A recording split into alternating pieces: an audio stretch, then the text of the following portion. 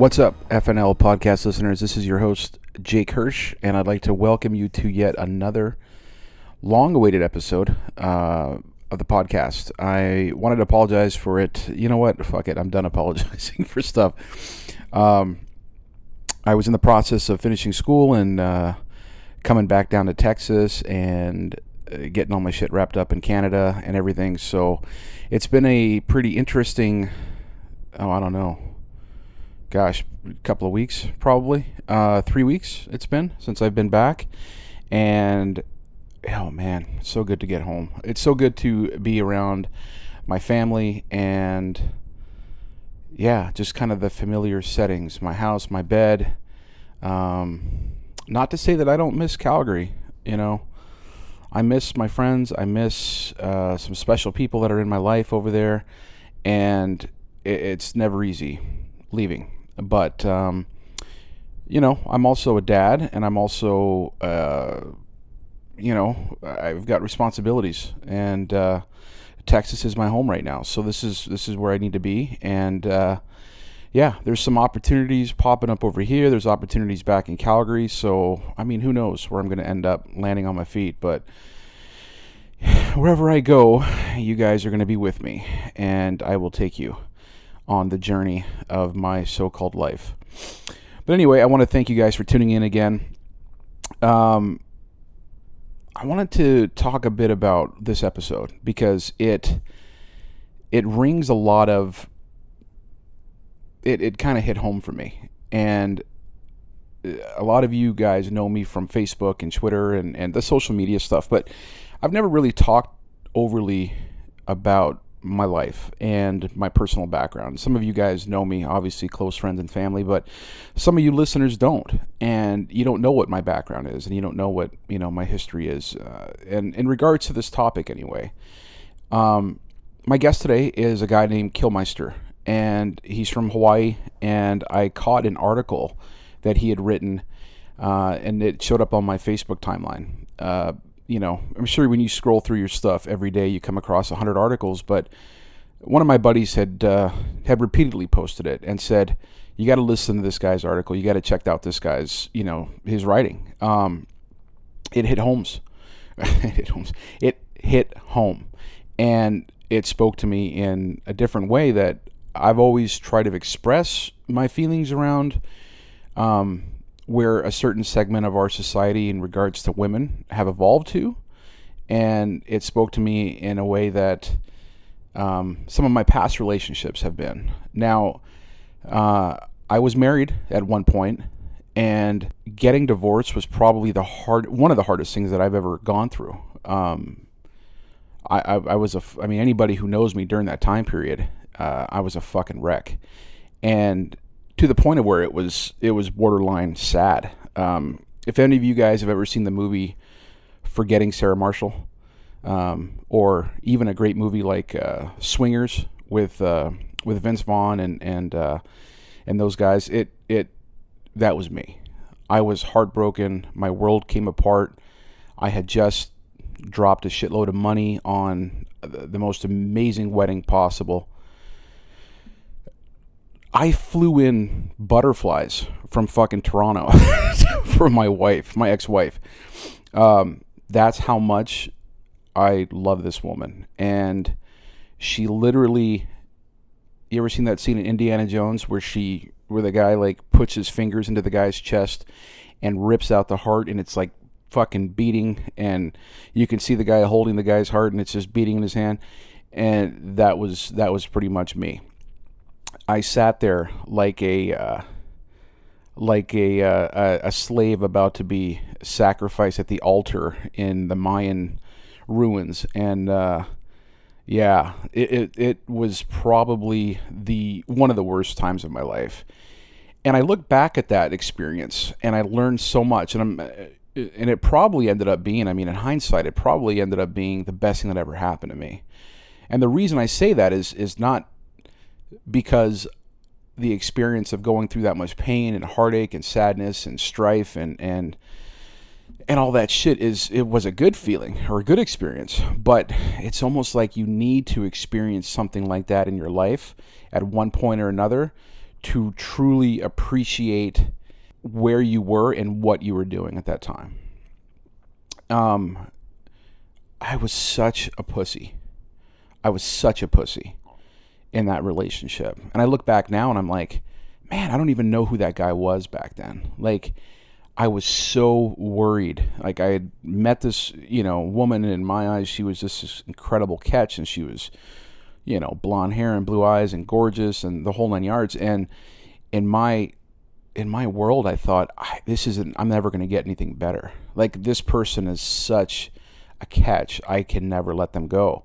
And with that attitude, I lost sight of the fact that I was a good catch. I was a good man. I provided well. I worked hard. I was a good person. I lost sight of all the things that I was because I was so busy focusing on all the things that she was in my mind. And when you lose that identity, and when you lose that focus on who you are as a person and what you have to offer in a relationship, I think that's when things get dangerous. I think that's when things literally, you lose sight of who you are. And when you lose your identity in a relationship, there's probably nothing more devastating than losing that. Now, I can also look back at that experience and say that probably set me up for a lot of fucked up relationships in my future. I've made some mistakes. I've made some probably really bad decisions, and I can look back in my history of dating, and I can also say that I've probably thrown away a lot of good people that could have been really good for me and really good for my daughter. Now, a lot of you know that I've got a daughter. She's 16 years old, and she lives with me. I'm a full-time dad, and I cannot say that without mentioning my mom, who is such an integral part of our lives as well. My mom is there to help us out so much, and she's retired. She doesn't have to do that, but she's here every day to make sure that there's someone there for her to come home from school. And the reason why I'm going off on that tangent is because it all ties in. I think that I wanted to focus so much on my daughter that I didn't want to give the chance to let anybody else fuck that up for me.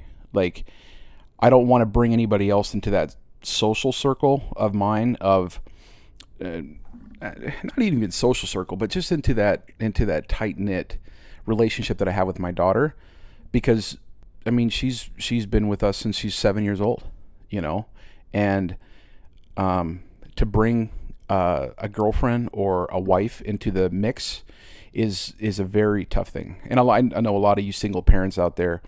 I'll look on Facebook, or I'll look on Twitter, and there's a lot of people out there with kids, and it's sometimes I see dating just every other weekend, like some new person, and I'm like, I really hope that you're not introducing people to your children so quickly after a breakup, or a revolving door of people coming into your child's life, because having that relationship is so detrimental that there's some consistency and there's a security for them, and not thinking they're going to have to share their parent because they're never good enough, because there's always going to be somebody that their parent is looking for to make them happy.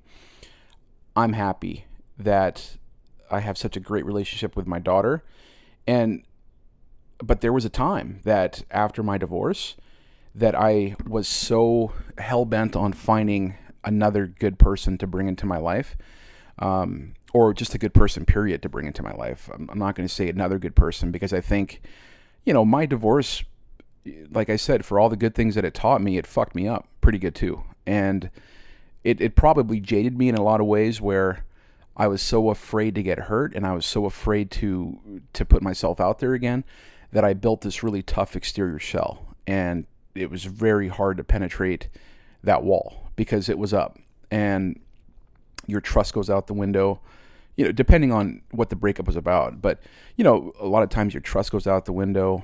Your view of what a relationship is gets skewed, because you have this idea in your mind that relationships are fun and great, and sharing your life with somebody is what it's all about. And to a lot of people, getting married is the ultimate commitment to each other. And I've always said it's funny how, and in this interview, you're going to hear some of that come out. I mean, Kilmister and I talk a lot about just kind of where relationships have evolved to today. And I don't want you to listen to this podcast and think, oh, it's just, an hour of you guys bashing chicks. That's not what it's about. This is a wake-up call to men. This is a call out to guys saying, if you continue to allow people in your life that are self-righteous and this false sense of entitlement and this behavior of, I can treat you like shit because if you don't treat me like a princess, I'm going to move on to the next guy who will. And the sad thing about it is that there's always somebody out there, no matter what, there's that old saying of, show me a hot chick and I'll show you a guy who's tired of putting up with their shit. There's always a guy willing to put up with that shit.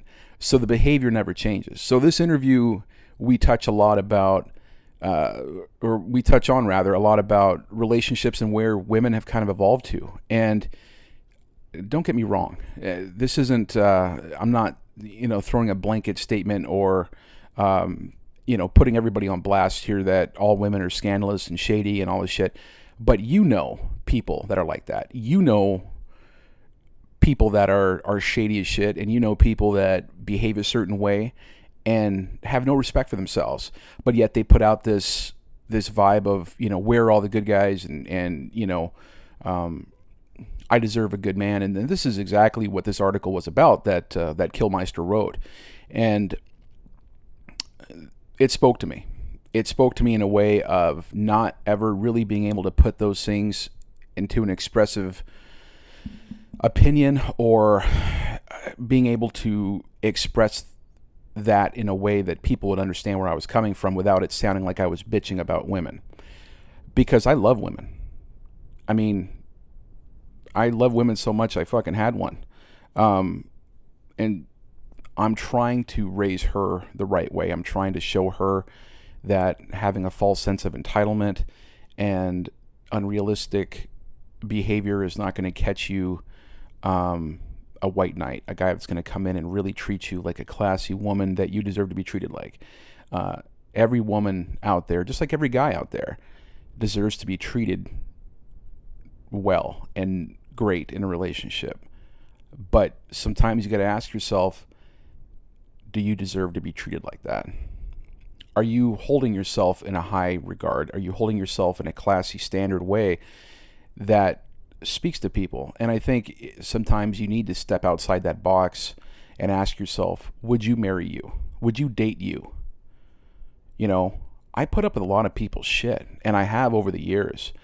And I know a lot of, on the flip side, a lot of women have probably said, yeah, well, I put up with a lot of your shit. Yeah, absolutely. Absolutely you have. But this isn't a social stance. This is an instinctual thing. Like when a man behaves a certain way, he's not doing it to be an asshole. He's doing it because that's an instinct. It's just up to the woman to decide whether or not that man is what she wants in her life.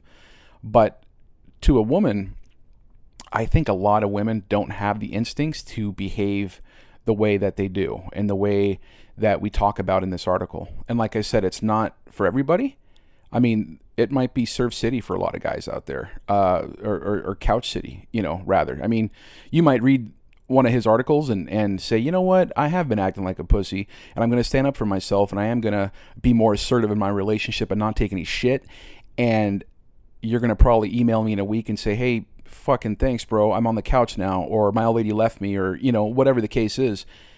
Hey, you got to decide what's right for you. And if you're at a point in your life where you feel like you need to stand up for yourself and be more assertive and be more of a man in your relationship, you might be surprised as well that the person who you've been behaving like a pussy with might resent it because they're in control of the situation, but you also might get unexpected results. You might get a woman who will look at you and say, hey, you know what? I like it when you take charge. I like it when a man is a man and behaves like a man. And since my divorce, I have made a lot of bad choices, but I've also made a lot of good ones too in relationships for what I will and I won't put up with in a relationship. And I always use this analogy when I'm talking to my buddies or I'm giving relationship advice or, what have you. Think of it like this. If you were flying in a plane over a jungle in South America and you crashed and that plane went down and you two are the only survivors, you and your girl, what type of a man do you think your girl would want? Does she want the one that is like, oh my God, baby, we're fucked. We're in the middle of the jungle. I don't know where to go. We're going to die. We're never going to make it out of here.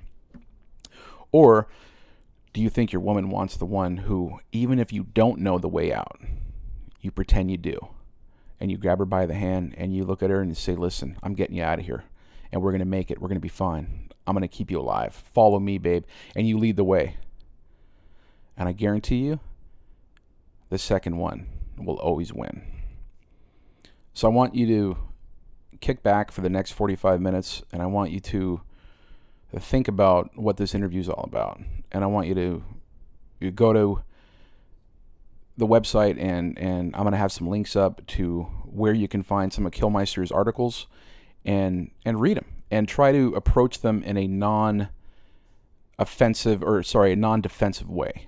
Just open up your mind and really read what he's saying. And again, these articles are geared towards guys, but there's plenty of women out there reading them. And I'm guessing, like we talk about in the interview, they're reading them and sharing them because deep down, they know it's very accurate. It was a great interview. I really enjoyed having Kilmister on, and I want to have him on again to talk about some of the other articles that he's written. But I hope you get out of it as much as what I got out of it. So kick back, grab a cognac, light a cigar, and enjoy the show. I'm the dude.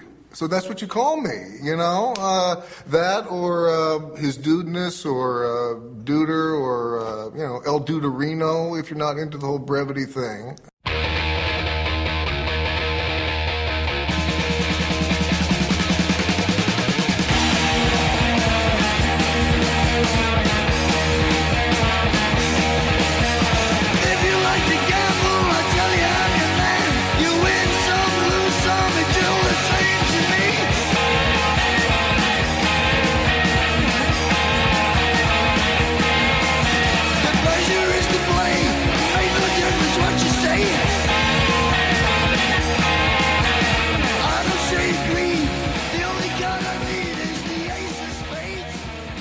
Kilmister, the myth, the man, the legend, the guy whose articles have rocked the world.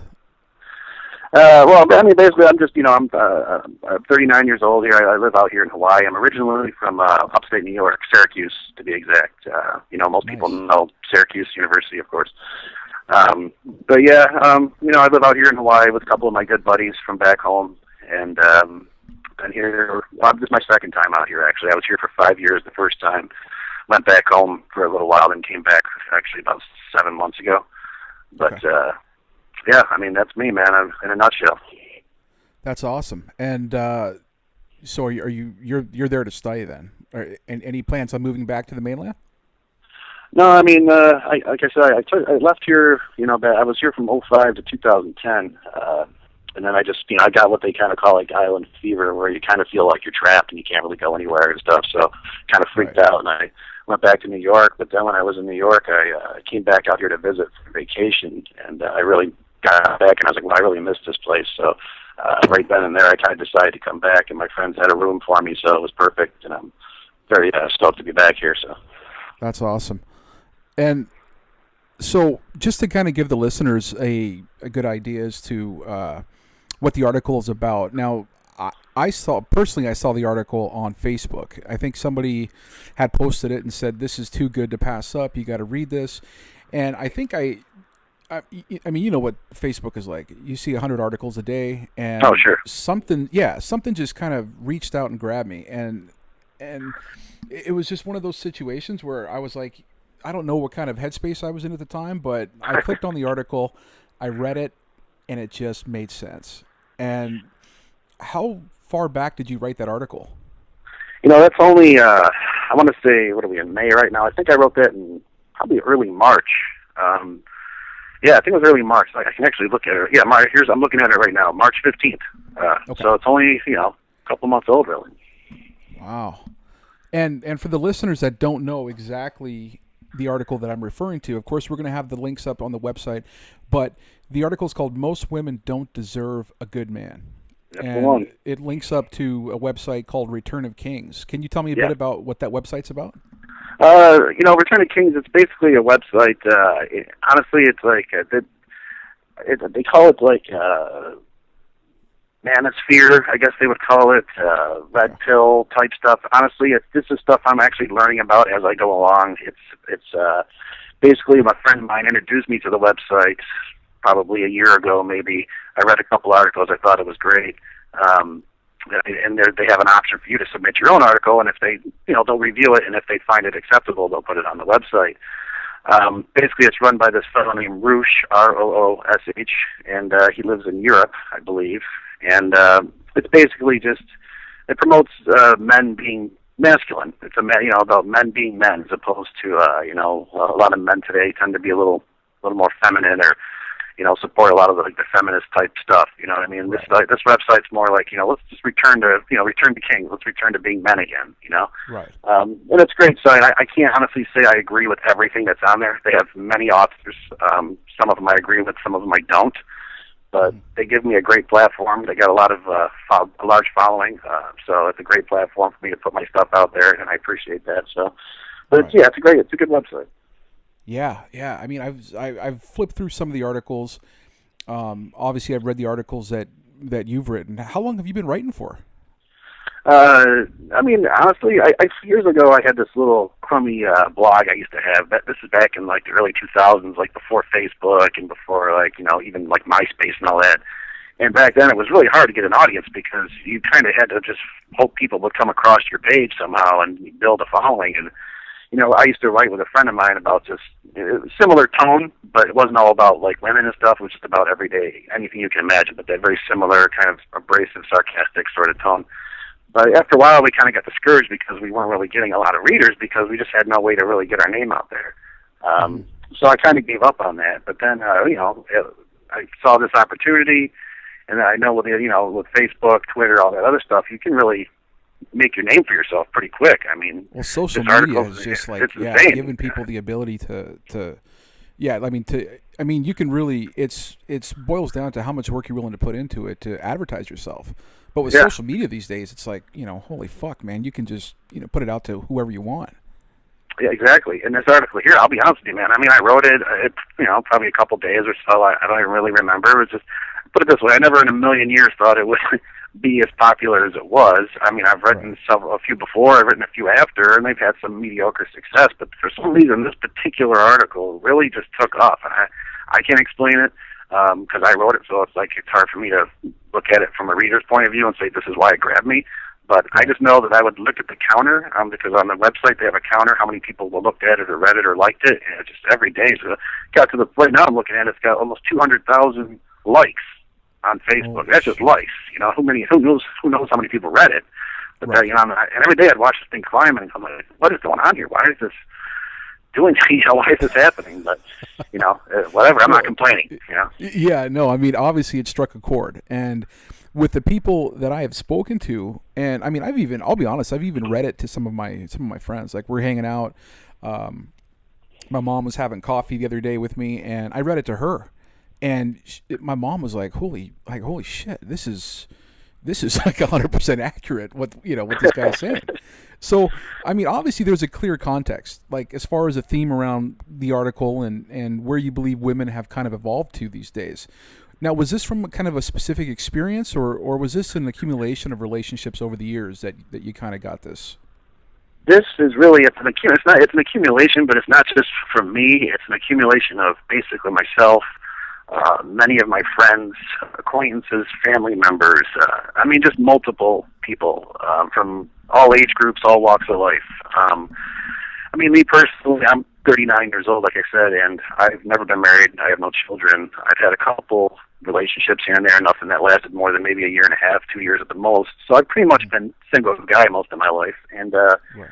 I think that kind of just being a single guy who's fairly social, it kind of puts me in scenarios that a lot of people might not necessarily fall into because, you know, maybe at this point you've been married, got kids, you're just not social anymore. You're not out there. You're not seeing things, you know.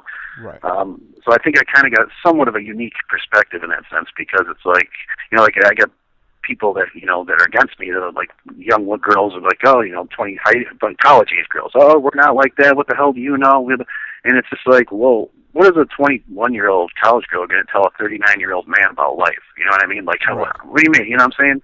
Yeah. But basically, you know, I've had a lot of experiences myself. Nothing, honestly, another thing that I hear is, oh, you must have been hurt. You must have been shit on or something like that. Honestly, that's never really happened to me. I can't say girls never cheat. I don't know. Maybe they have, maybe they haven't. But personally, I've never really been involved in any kind of horrible relationship. But and it's right in the article, so I don't hide it. You know, I've not been the greatest person, you know, in the past, especially when I was young. And I would, you know, hook up with a girl who had a boyfriend or even a husband sometimes. Or, you know, I didn't care. I was just a stupid kid. I wouldn't do that now. But, and I saw this happening over and over. And then I had friends of mine that were kind of in the, you know, same things were happening to them or family members. And it kept going on and on over the years. And it's just like, you know, this, at first I thought it was just like, okay, you know, we're young people. This is what young people do, you know. But now I'm in my 30s, it's still happening. You know, it's happening in a different way, but it's still happening. And I'm just like, this needs to kind of be brought to people's attention because I don't think people realize how rampant it is. I don't think I'm not saying it's everyone, you know, kind of people give me a hard time that I generalize too much. And okay, maybe it's not most, but it's a lot more common than people think it is, in my opinion. Absolutely. We're the same age, right? Like we're both pushing 40. I'm 39. I'll be 40 in September. But me too. Honestly, it feels like. What's that? I'll be 30. I'll be 40 in September as well. Oh, beautiful. See, like there you go. But like I feel like I still can't figure women out, and I think that you hit like on a lot of great aspects in the article. I mean, just to kind of touch on like the whole nickname. I mean, obviously, you put your work out there. You can't, you know, obviously put your name on it because of, I mean, you're going to have a lot of backlash, but yeah. I mean, I'm sure a lot of your close friends and family know who you are. Has this had any negative impact on your current like dating life or relationships or anything like that?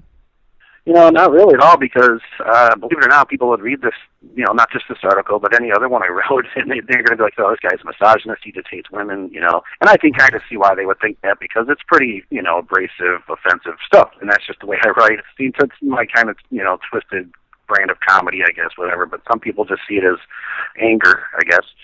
But I don't hate women at all. A huge portion of my social group, social group are women, you know, of all ages, and they know me. They know who I am, and they know about my stuff. They read it. They'll even critique it for me. You're like, oh, that was good, that was bad. I didn't like this. I like that, whatever.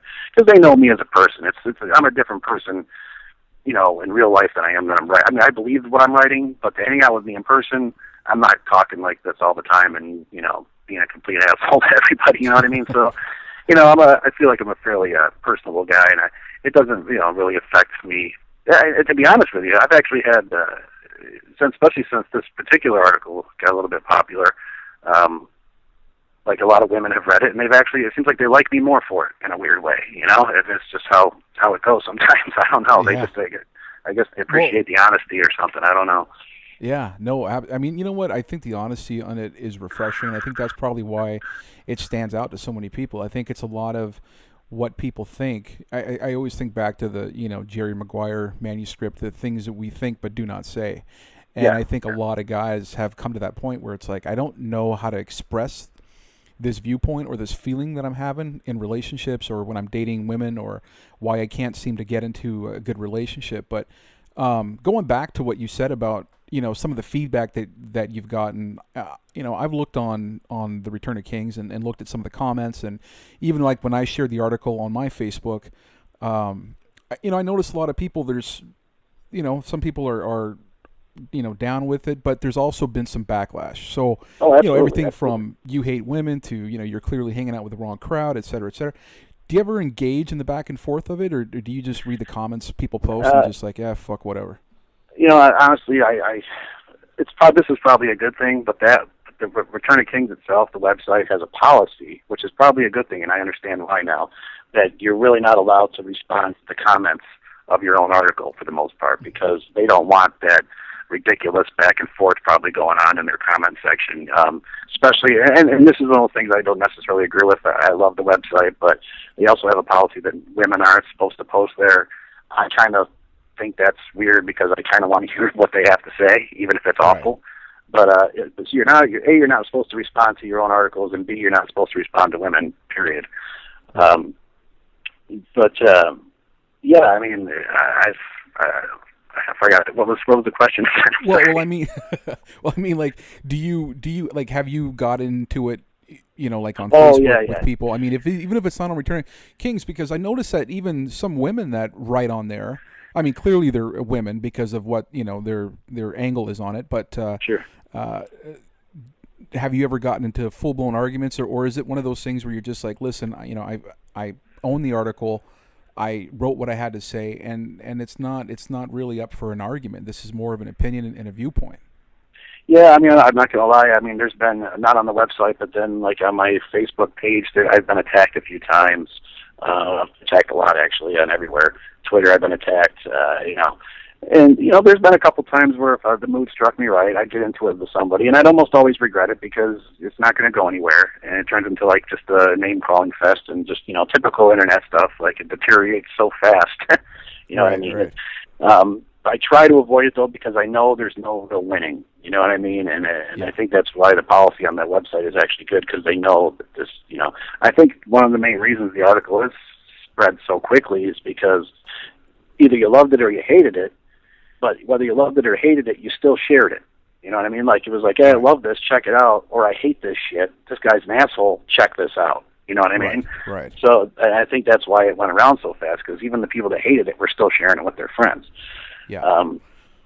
I got a lot of rage coming back from that. Now, in the article you wrote, and I'm going to quote the article, I blame a lot of this on thirsty men who allow this behavior because they are too scared to be alone or, God forbid, never get laid again. It's time to call these women out on the bullshit. Stop being so scared and accommodating, which most women find repulsive anyway. And it's scary because I find this to be so accurate. And most guys are afraid to rock the boat when they land a woman that they, it's like they almost kowtow to whatever mood she's in or need she wants. Do you find that ultimately, like, men are becoming less manly, or is it a societal thing where we're being more force-fed into believing that what being a man is wrong? I think it comes really straight, to me anyway, it comes right down to basically what you just, the sentence said. It's just guys are so afraid in general to stand up for themselves to women. God forbid they upset a woman, because if they're so afraid if they upset her, she's not going to fuck me, she's not going to go out with me. They're just so afraid of that. And it's just like, I wish that they would understand. I'm not saying I'm any expert here, by the way, but I'm just saying I wish that they would understand that, like, if you stand up for yourself to a woman and you just let her know that, like, you don't sweat her and, you could do with or without her, A, you save yourself, you keep your pride, and B, a lot of the time they actually kind of like that and come running. Whereas actually if you continue to pander to them, they kind of just shit on you and then you don't get anything out of it, Yeah. I noticed that too. I mean, I was married once, went through a really shitty divorce. And when I got back on the dating scene, it was like I needed to find out, like, it was funny. My younger brother, when I was going through my whole dating phase of, getting back out there and I was kind of a hurt little puppy getting back in the dating game. And he pulled me aside one night and he said, bro, you got to get your MBA. And I was like, what are you talking about? He goes, your master's of being an asshole. Like, you're too nice to women all the time. Now, and I noticed that, like, when I put my foot down and I act like a man, and like you said, it's not a social stance. I'm not doing it to try to be a man. Like, this is an instinctual thing. Yeah, it's not a game. It's not like a lot of these guys on the website. They talk a lot about gaming, gaming chicks, and that's not something I'm really into. I support guys that want to do that. By all means, do your thing. It's not for me. But they'll ask me, is that gaming for you? Just that attitude. I'm like, no, that's just me. That's just how I am. And if it works, it works. If it doesn't, it doesn't. You know what I mean? Yeah. Yeah, and also I was gonna have you explain. You also wrote in the article, I noticed in a few areas you said you referred to blue pill men, and Yes. you've also referred to red pill. And maybe just Yes. for our listeners, you can explain what exactly that means. In a nutshell, I mean, basically, like, I'm still actually learning a lot about this myself, but in a nutshell, like a blue pill guy would be like you're just a typical beta guy, your beta male, you know what I mean? Just panders to women, puts women on a pedestal, you know, women can do no wrong, I'm the perfect gentleman all the time, that guy, you know what I mean? And he's the guy that usually gets shit on, you know, and it's just like, he treats every woman the same. Like, I kind of have a theory that, you know, you don't treat all women the same. You treat each woman in the way they deserve to be treated individually, you know. And then, like blue pill guys, they will treat every girl, whether it's you know, some chick they met in the bar that night and they brought her home, or if it's a girl they've, you know, been dating for 3 or 4 weeks, they treat them all the same, you know. And it's I don't know, it's just half the time it doesn't work. They end up getting, you know, the girl gets turned off, or if they do end up with them, they end up getting cheated on, or it's just that typical, you know, the guy I'm talking about. You know, we all know that guy. And I'm sure probably at one point, I mean, every guy was probably there. Oh, sure. Yeah, I'm not claiming I was born this way. Yeah. Yeah, no, I think, you know, like you said, it's almost like a learned behavior, because it gets to a point where you feel like if you don't stand up for yourself, I mean, you get shit on in every relationship. Like, I mean, just from personal experience, I found that I went so long in relationships where I was constantly putting myself down, or like you said, putting them on a pedestal, that like it never went anywhere. And it's like women can instinctually sniff out pussies, man. Absolutely. And you know, they say they want to be treated nicely, which, you know, is fine, whatever, but in a weird way, they don't want to be treated too nice right out of the gate, because if you do it right out of the gate, they're like, well, this is weird, this is creepy. They want you to kind of prove to them that, hey, you know what, man, show me that you don't need me around so much, and then if, you know, maybe if we do get together, then maybe be nice to me. But if you come at her like super nice and just, you know, accommodating, and they just get turned off by that, you know what I mean? Yeah. And whether they're turned off by it or not, have some fucking pride, man. You know what I mean? Like, you know, like, I want to be able to look in the mirror at the end of the day and be like, you know, I did things my way. If I hooked up with this girl or that girl, I did it because I did it my way. I didn't have to pander to her and be a giant, you know, pussy to get where I wanted to go. Yeah, no, absolutely. And I wanted to touch on another point of the article. I won't phrase the entire thing, but essentially it was talking about these blue pill guys who would rather sit on a woman's bench in the hopes of one day having sex with them, and men who prefer the friend zone instead of being assertive and standing up for themselves. And I want to talk about that a little bit more, because it's such a great point. A lot of the article is, I looked at it, it's really not calling out women. It's more of a wake-up call to guys that they're, you know, almost creating their own monster, so to speak. Absolutely. So that the more they allow women to behave like this, the more they're ever, you know, they're losing their incentive to ever change. Absolutely. No, I agree 100%, and that's why I kind of laugh a little bit when I get attacked by women particularly, and they're saying, oh, women aren't this, that, and the other thing. I'm like, yeah, whatever, but I'm really kind of attacking men just as much, because the men are the ones that are treating you a certain way, that are allowing you to behave the way you behave. Right. You know, like guys, again, it kind of goes back to that whole thirsty comment, where it's like guys, you know, not all guys, but a lot of men, are so thirsty that they will just throw endless attention at a girl. And it's like, if you're that female, how can you almost not believe that you're all that if you're getting nonstop attention thrown at you? You know what I mean? Like, it's almost, you're going to believe your own hype. It's like, well, if I'm getting this much attention, I must be something special. Absolutely. So, you know, and then these guys let these chicks get away with fucking murder in the relationship, you know, while they're dating, whatever, you know, and it's just like, whose fault is that? You know, it's like the man's got to stand up and say, enough's enough. I need you to act like a fucking woman here. You know, it's like, it's just, you know, like another article I wrote, you know, women, you know, modern American women tend to act a little more like men these days. You know, it's like, you know, guys don't want to date their fraternity brother. They want a woman, like a nice, you know, feminine woman who's not going to be out there acting like a complete maniac or a piece of trash. You know what I mean? It's, and these guys allow it to happen. Article. Yeah. Yeah.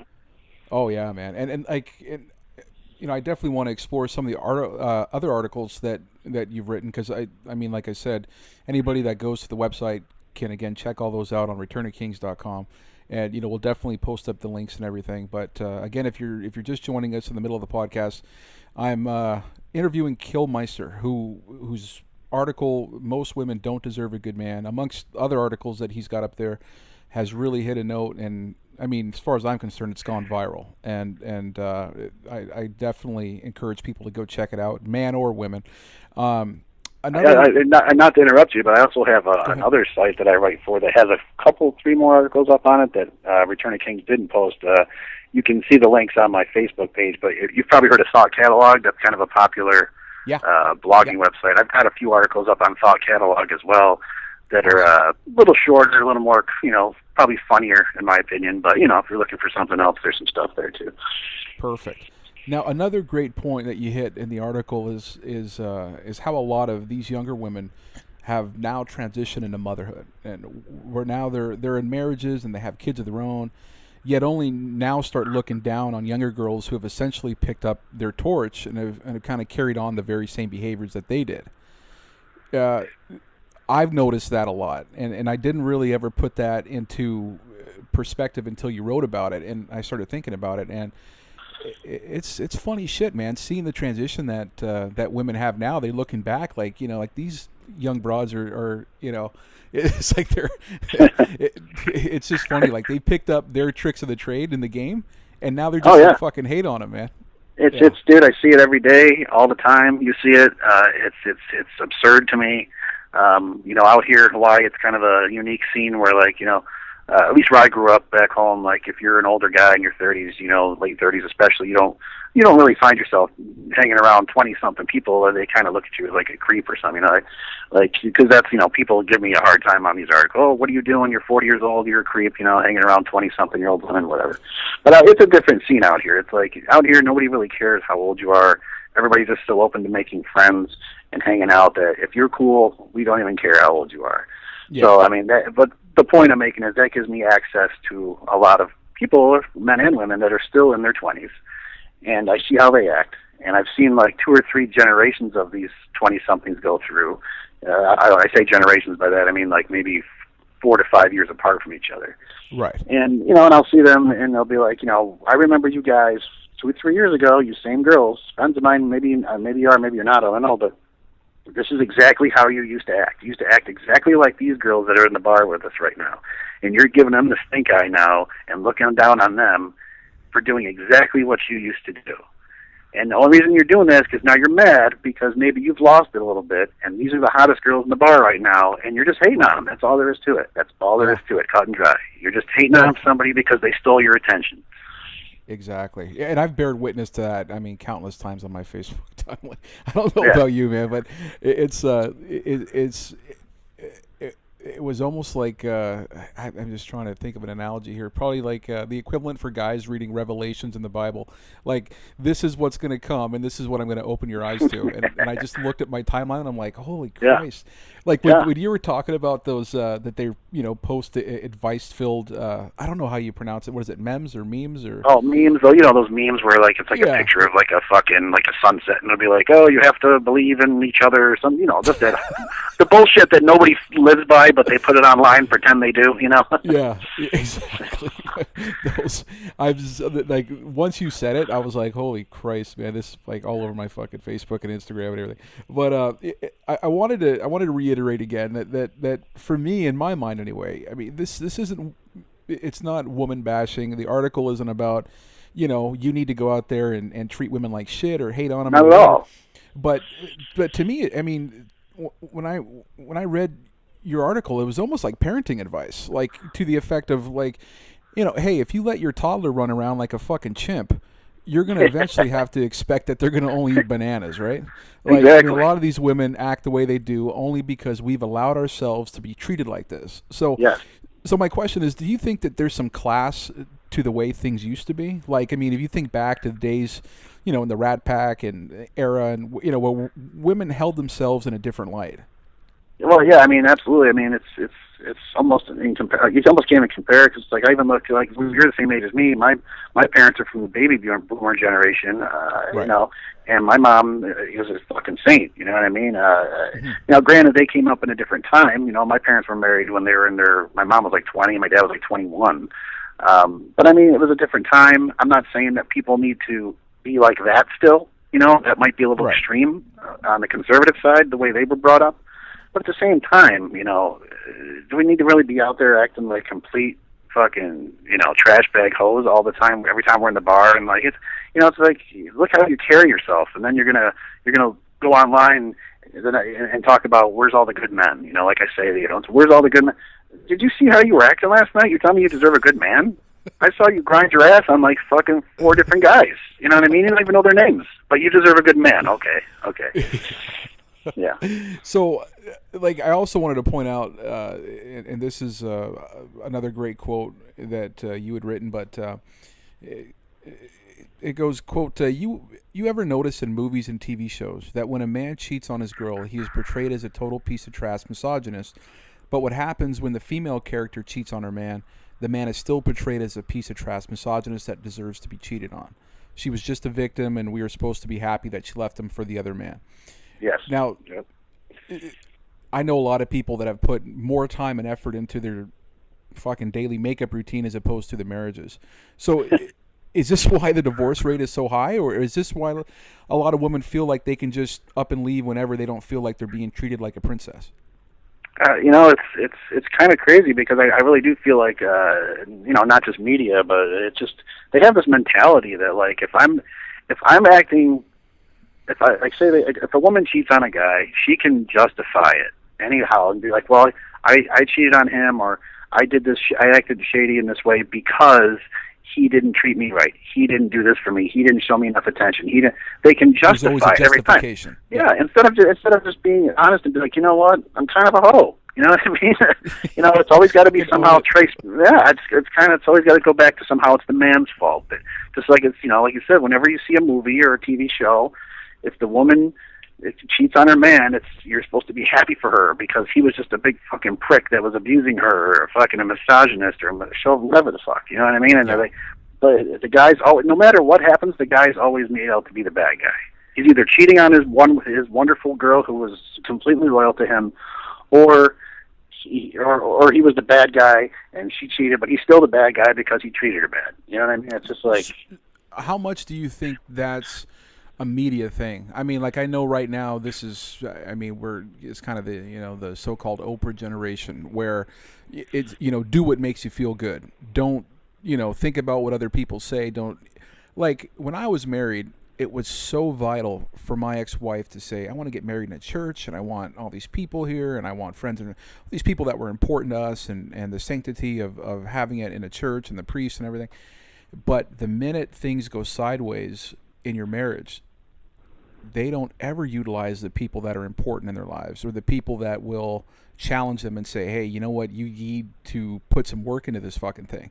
You don't just you know, this isn't high school. You don't just break up whenever something happens. And, you know, I don't want to make it sound like, you know, how some poor victim in the whole thing, like, that's far from it. But I think there's an interesting parallel to it, because this do whatever makes you feel happy. And there's no, you know, hey, listen, it's good for someone to put work into something, and not just the minute you feel unhappy just to fucking walk out the door. Well, yeah, especially for women, because you know, as we know, the laws today are so fucking, you know, backwards that they can just pick up and leave with really no risk. If they're going to get the kids, they're going to get half your shit, they're going to get whatever. Where you're a man, you got much more incentive to work at things, because I mean, a man has, I mean, you know this, you were married. But I'm just like, I don't know if you'd ever plan on getting married again if the opportunity presented itself. But in my opinion, there is really no benefit to a man getting married anymore. Like, It's all risk. It's all just a big roll of the dice. She has nothing to lose. What does she have to lose? But the man has everything to lose. You know what I mean? And I feel like back in the old days, and like even our parents' generation, you know, there was a reason for marriage. The man supported the family. The woman stayed home, took care of the kids, et cetera, et cetera. And I'm not saying I have to go back to that way. But what I'm saying is the marriage itself serves more of a purpose. For now, it's just like, I think it's just another selfish thing that women just want. It's their day. They, you know, when they're a little girl, all they ever want to do is get married. It's all about me, me, me. You know, but when the guys, and I feel like with men, it's just like, you know, some guys do want to get married. I can't say they don't, but it's just like in general, I feel like it gets to the point where they're like, well, I either got to marry this chick or we got to break up. And she, you know, so I guess I'll just marry her. You know, I don't know It's many almost men like who are just, taking yeah, off the market. Yeah. Yeah, I don't know many men who are just like, yeah, man, I can't wait to get married. You know, it's always for the woman. Everything's always for the woman, and then you do all this shit for her, and then something goes a little bit wrong, and she's fucking out of there, and she's fucking her coworker or something. I mean, it's just.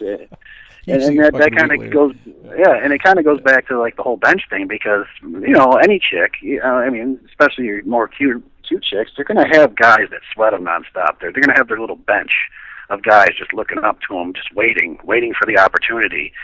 And so I think that's why it makes it so much easier for them to just pick up and leave because they're just like, you know what, man, I can leave you today and have so-and-so waiting for me tomorrow. You know, fuck you. He's going to treat me the way I want to be treated, even though it's, you know, whatever. Well, yeah, just, and that's such an interesting thing because that actually brings me to my next question. But knowing that women always have this kind of ace in the hole, because I mean, if you look at it in an analogy standpoint, I mean, it's like, oh man, I was trying to think who it was. I think it was Patrice O'Neill that said, you know, women are like fish. You know, they'll jump on the boat, and you know, usually guys, what they'll do is if they'll catch a nice looking fish, they'll take a picture. They'll show it to their friends, and they'll throw it back in the fucking water, right? Yeah. But the woman that you end up marrying is usually the one that, you know, flaps around on the boat and says, hey, you know, I want you to, you know, keep me around, and am I not good enough for you? And naturally the guy is like, you know, okay, you know, I'll keep you around. And the interesting part of what he said was that the minute that guy decides to keep that fish will say, why do you still have a pole? Why do you still have a boat? Like, why, you know, why do you still need to be fishing, motherfucker? Because, I mean, you've got the prize fish here, so why? And then 2 or 3 years go by, and then that same fish looks at you and says, you don't even have a fucking pole. You don't even have a boat. You used to be this great fisherman who was this big, strong man and assertive and alpha male, and look at you now. Like, you just look like a whipped puppy. Yeah, that's a great analogy. Yeah, I mean, so do you feel like as long as there's still guys out there willing to be stepped on, that they're all just reinforcing the same behavior? I mean, like, how do we get everyone on the same page? Because, I mean, ideally, we could probably get, you know, start a movement in some fashion, but, you know, in some capacity. But as long as there are guys at the end of the bar willing to scrape up whatever's left over at the end of the night, won't these women, like, keep doing their routine? Yeah, I mean, honestly, I don't think you'll ever see... unless something drastic happens, I don't think you'll ever see an end to this type of stuff. You just gotta hope people like myself or you or just whatever websites like Return of Kings can, you know, at least change some minds and open some eyes to like what's going on out there, you know, because just, you know, and again, we're pretty much the exact same age. So I remember even growing up in, you know, we'll say like, you know, high school era, the early 90s, late 90s through my 20s and stuff. You know, women were, you know, they had their moments. You know, there's some trashy women here and there, but it's like trashy behavior nowadays amongst young people is so rampant and openly accepted. Right. You know what I mean? Like, I feel like even the women of our era, I sound like an old man, like, oh, the kids of my era.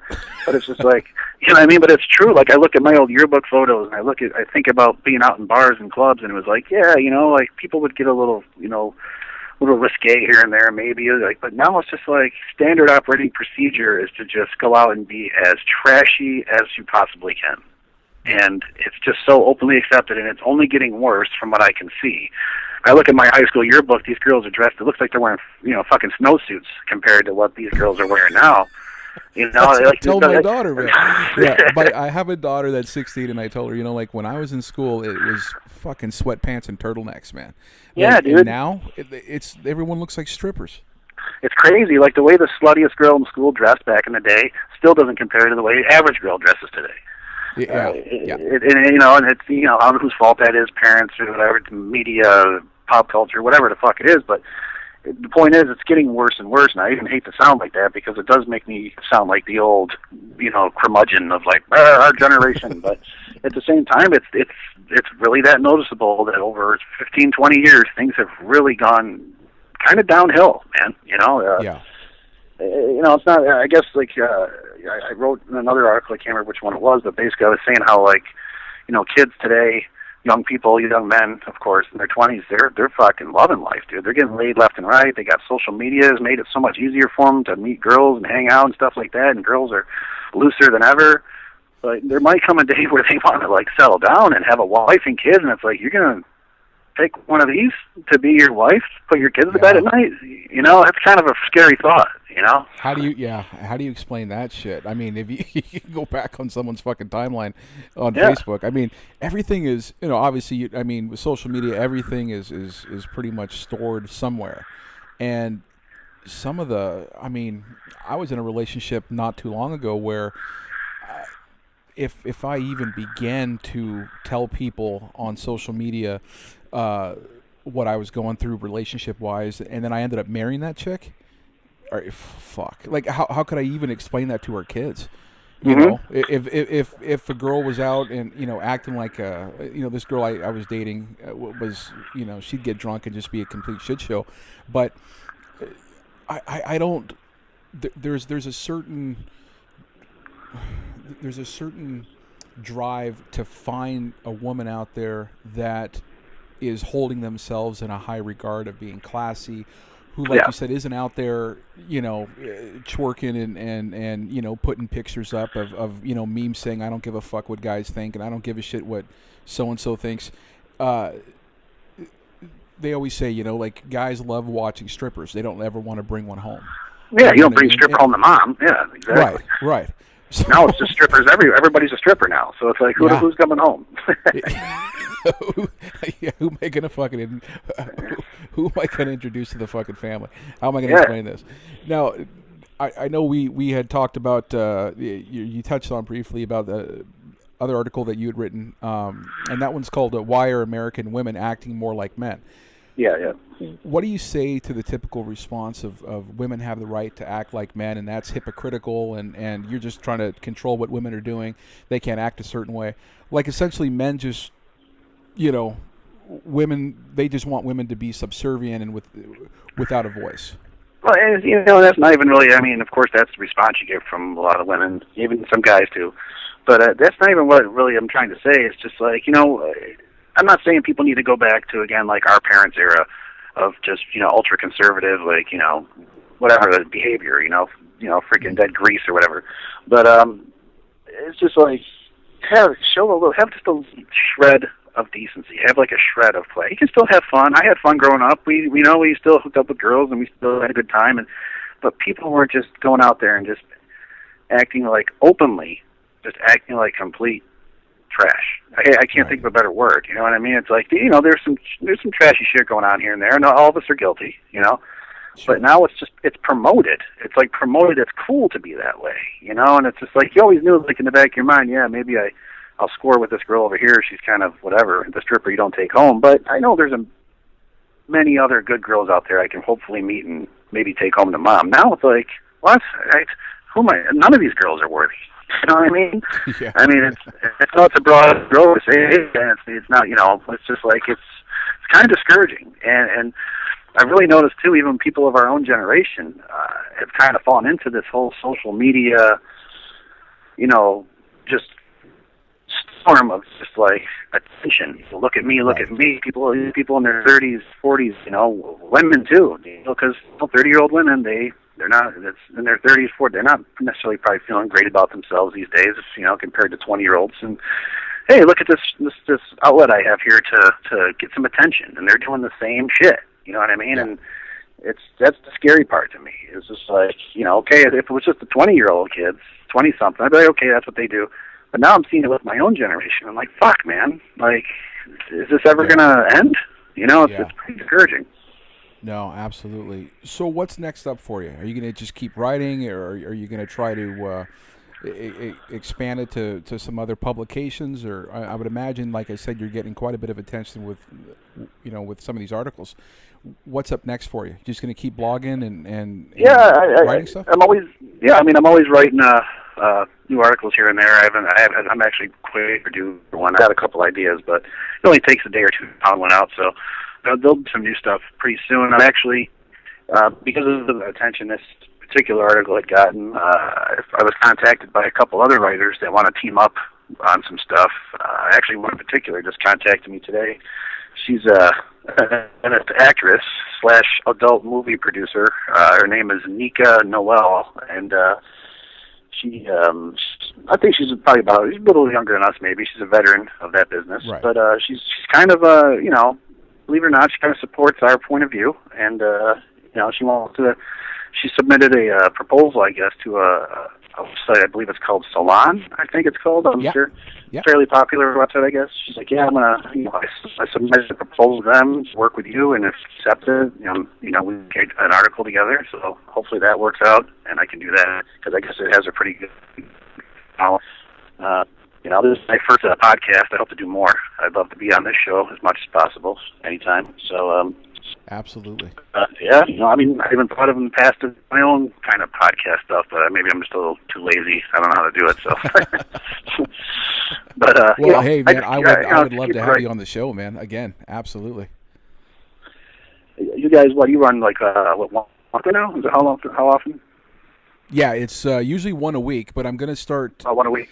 Yeah, like I'm going to start usually. It's been one a week, but we're going to start pumping out.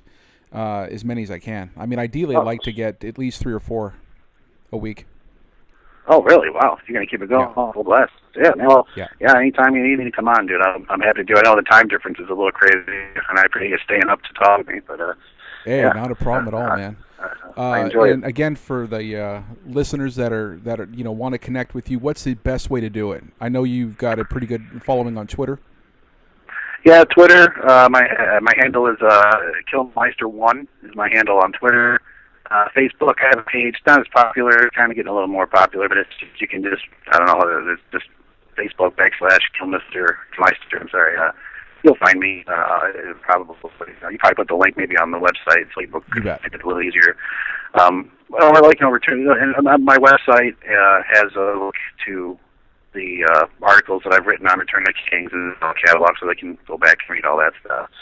I think that's on my Twitter page too, so they can find the links to that stuff. But yeah, that's basically the two best ways to do it. I'm thinking about setting up a website, like my own just personal, like actual blog of them, and then putting all those stuff on there and my new stuff, as well as contributing to these other places. Again, I just gotta get off my ass and do that. Yeah, I hear you, man. I hear you. Well, hey, man, it's been a pleasure talking to you. If you got some time next week, I would love to, do another interview with you. Even, make you one of our resident relationship experts. I really want to delve into the next article that you had written about why are American women acting like men, and the other one that you had written about why Asian women are better to date than most American women. I would love to have you back on the show if you're down.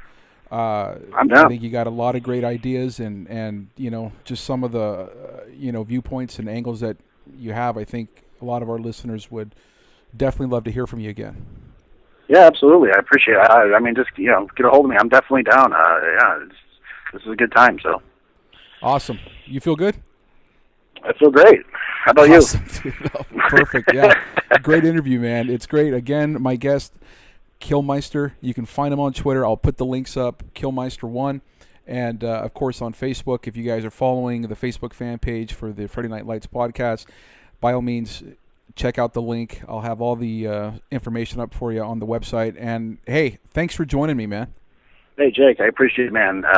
Like I said, just get a hold of me next week whenever. We can certainly do this again. That sounds great. And to all my Twitter followers out there, the loyal ones, I want you guys to follow this guy. He's got some great takes. And the one thing I did notice yesterday was that I saw you rip apart a Tea Party guy. And I was like, this is my fucking brother right here, man. I love this shit. I don't claim to be a political expert, but I do claim to hate the fucking Tea Party. I'll tell you that. So. Well, we're definitely on game for that, man. That's awesome. Well, hey, man, thanks again, Kilmister, the man, the myth, the legend, the blogger that has definitely given people a good eye-opening perspective on relationships and where we need to evolve to and where we need to go from here on out. So, thanks again, my man. and I'll All right, talk to you Jake. next week. All right, thanks again, man. I'll talk to you soon. Sounds good, brother. Take care. All right, bye-bye. Bye-bye.